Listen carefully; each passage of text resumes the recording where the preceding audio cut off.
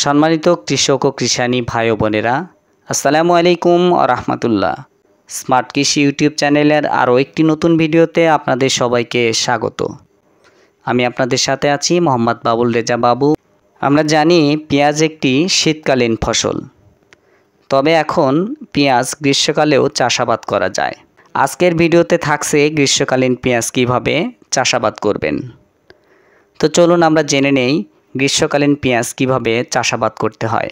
গ্রীষ্মকালীন পেঁয়াজ চাষে মাটি, অর্থাৎ কী ধরনের মাটি হলে গ্রীষ্মকালীন পেঁয়াজ ভালো জন্মে। প্রথমেই পেঁয়াজ চাষের জন্য আপনাকে একটি উঁচু জমি নির্বাচন করতে হবে।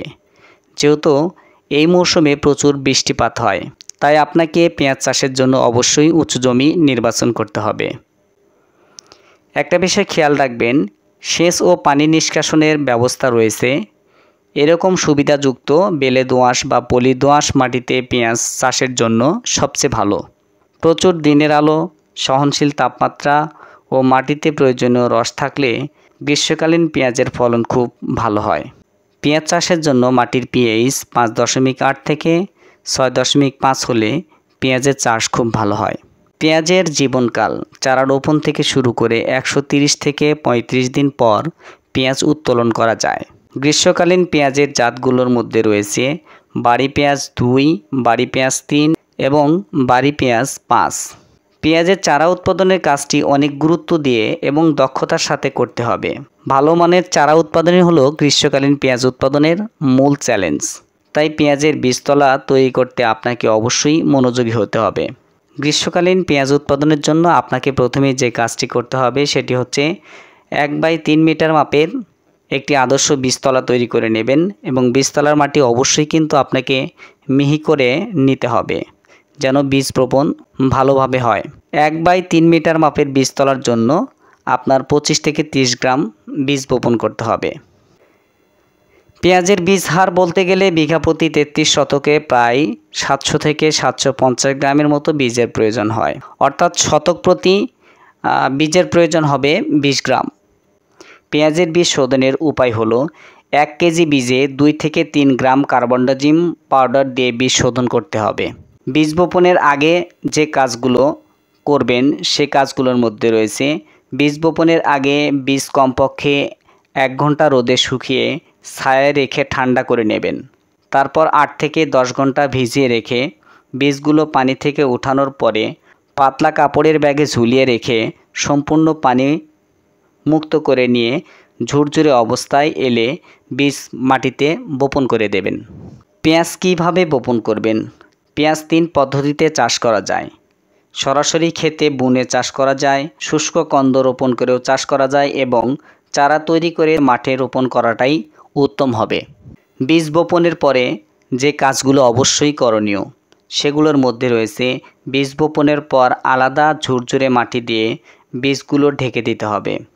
তারপর হাত বা কলা গাছের টুকরা দিয়ে মাটি সুন্দরভাবে চেপে শক্ত করে দিতে হবে। বীজ ফেলার পর দিন বেডে ছায়া দেওয়ার ব্যবস্থা করতে হবে। প্রতি বেডে 5টি করে বাঁশের বাতি অর্ধচন্দ্রাকারে এমনভাবে বসানো হয় যেন বাতির 2 মাথা ড্রেনের মধ্যে থাকে এবং বেডের ঠিক মাঝখান হতে বাঁশের বাতির উচ্চতা 18 ইঞ্চি হয়। পরের দিন পানি দিয়ে বীজতলা এমনভাবে চট দিয়ে ঢেকে দিতে হবে যেন চটের 2 মাথা খোলা থাকে। বীজ গজানোর আগে দিনের বেলা বীজতলা ঢেকে রাখতে হবে এবং রাতের বেলা বীজতলা খোলা রাখবেন। প্রয়োজন বোধে বীজতলায় ঝর্ণা দিয়ে পানি ছিটিয়ে দিতে পারেন, অর্থাৎ বৃষ্টি আকারে পানি সেচ দিতে পারেন। বীজ গজানোর পর যে কাজগুলো অবশ্যই করণীয় সেগুলোর মধ্যে রয়েছে বীজ গজানোর পর সকাল ও বিকাল ছাড়া অবশিষ্ট সময় বীজতলা ঢেকে রাখতে হবে। চারা যত বড় হতে থাকবে ঢাকার সময় তত কমাতে হবে। চারার দৈর্ঘ্য 0.5 থেকে 1 ইঞ্চি হলে আর ঢাকার প্রয়োজন হবে না। বীজতলায় 1 সপ্তাহ পর পর রিডোমিল অথবা রোবরাল 2 গ্রাম হারে প্রতি লিটার পানিতে মিশিয়ে ড্যাম্পিং অফ রোগ দমনের জন্য স্প্রে করতে হবে। বীজতলায় রস না থাকলে চারা উত্তোলনের 1 ঘন্টা পূর্বে ঝর্ণা দিয়ে সেচ দিয়ে নিতে হবে, আর রস থাকলে সেচ দেওয়ার প্রয়োজন নেই। গ্রীষ্মকালীন বীজ বপনের সময়। গ্রীষ্মকালীন সময়ে বাড়ি পেঁয়াজ 2 এবং বাড়ি পেঁয়াজ 3 আগাম চাষাবাদ করা যায় এবং নাবিও চাষাবাদ করা যায়। আগাম চাষের জন্য আপনাকে মধ্য ফেব্রুয়ারি থেকে মার্চ মাস পর্যন্ত বীজতলায় বপন করতে হবে এবং এপ্রিল মে মাসে 40 থেকে 45 দিনের চারা মূল জমিতে কিন্তু রোপণ করতে হবে। নাবি চাষের ক্ষেত্রে জুলাই থেকে আগস্ট মাসে বীজতলায় বীজ বপন করাও যেতে পারে। চারার বয়স আপনার যখন 40 থেকে 45 দিন হবে তখন মূল জমিতে রোপণ করে দেবেন। মূল জমি আপনি যেভাবে তৈরি করবেন তার মধ্যে রয়েছে রোপণের 1 সপ্তাহ পূর্বে 4 থেকে 5টি চাষ বা মই দিয়ে মাটি ঝুরঝুরো করে নিতে হবে। পেঁয়াজের শিকড় মাটিতে 5 থেকে 7 সেন্টিমিটারের মধ্যে বেশি থাকে।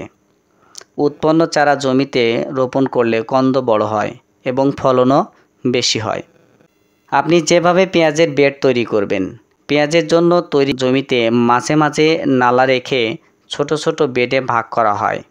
বেডগুলো 1 মিটার চওড়া এবং 6 ইঞ্চি উঁচু করে তৈরি করতে হবে, যেন বৃষ্টি হলেই সহজে পানি নেমে যেতে পারে। সারি থেকে সারির দূরত্ব 10 সেন্টিমিটার থেকে 15 সেন্টিমিটার এবং চারা থেকে চারার দূরত্ব 8 থেকে 10 সেন্টিমিটার। 3-4 সেন্টিমিটার গভীরে গর্ত করে একটি করে চারা রোপণ করতে হবে। এই ক্ষেত্রে একটা বিষয় খেয়াল রাখবেন, যে সকল পেঁয়াজের চারার কন্দ গঠন প্রক্রিয়া শুরু হয়ে গেছে সেগুলো কিন্তু মূল জমিতে রোপণ করা যাবে না। চারা রোপণের পর কিন্তু আপনাকে অবশ্যই সেচ দিতে হবে। সফলভাবে খরিফ পেঁয়াজ চাষের জন্য আপনাকে শতক প্রতি যে সার প্রয়োগ করতে হবে তার পরিমাণগুলো আমি বলে দিচ্ছি। প্রতি শতকে গোবর সার 20 কেজি, ইউরিয়া 600 গ্রাম, এমওপি 700 গ্রাম, টিএসপি 800 গ্রাম, জিপসাম 500 গ্রাম, জিঙ্ক সালফেট 30 গ্রাম এবং বোরন 40 গ্রাম। গ্রীষ্মকালীন পেঁয়াজ চাষে সার প্রয়োগ পদ্ধতি। শেষ চাষের সময় সবটুকু গোবর বা কম্পোস্ট সার, টিএসপি এবং এমওপি সারের 1 ভাগ এবং ইউরিয়া সারের 1 ভাগ মাটির সাথে মিশিয়ে দিতে হবে। বাকি এমওপি এবং ইউরিয়া সার যে থাকবে সেটি চারা রোপণের 20 দিন এবং 40 দিন পর 2 কিস্তিতে প্রয়োগ করবেন। গ্রীষ্মকালীন পেঁয়াজ চাষের সেচ ব্যবস্থাপনা। পেঁয়াজের চারা রোপণের পর একটি প্লাবন সেচ অবশ্যই দিতে হবে। মাটিতে চটা বাঁধলে কন্দের বৃদ্ধি বাধাগ্রস্ত হয়, তাই মাটিতে জো আসার সাথে সাথে চটা ভেঙে দিতে হবে। গ্রীষ্মকালীন পেঁয়াজ চাষে আগাছা দমন পদ্ধতি। আগাছা ফসলের একটি প্রধান শত্রু, যেটা আপনার ফসলের কিন্তু খাবারে ভাগ বসায়। আপনার ফসলের ফলন কিন্তু কমে যাবে।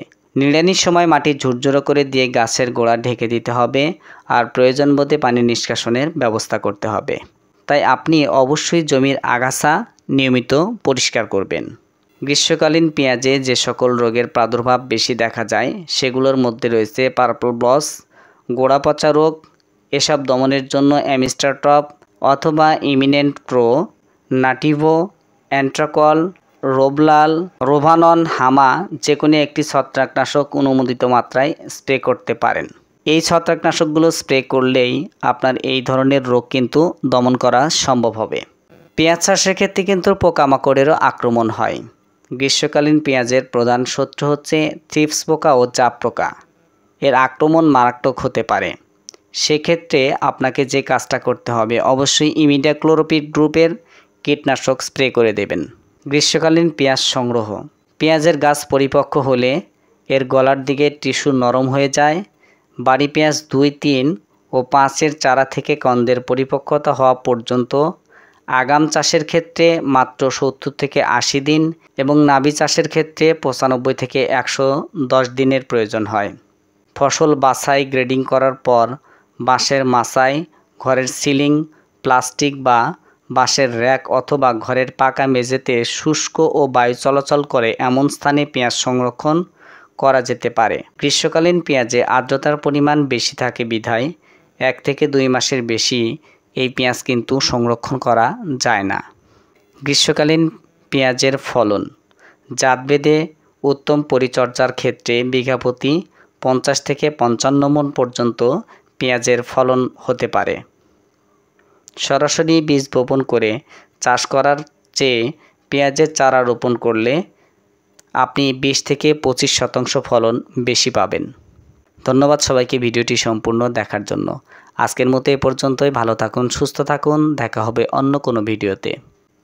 নিয়মিত এই ধরনের ভিডিও পেতে আমাদের চ্যানেলটিকে সাবস্ক্রাইব করুন। ধন্যবাদ সবাইকে ভিডিওটি সম্পূর্ণ দেখার জন্য। আজকের মতো এ পর্যন্তই। ভালো থাকুন, সুস্থ থাকুন, দেখা হবে অন্য কোনো ভিডিওতে। আসসালামু আলাইকুম ওয়া রাহমাতুল্লাহ।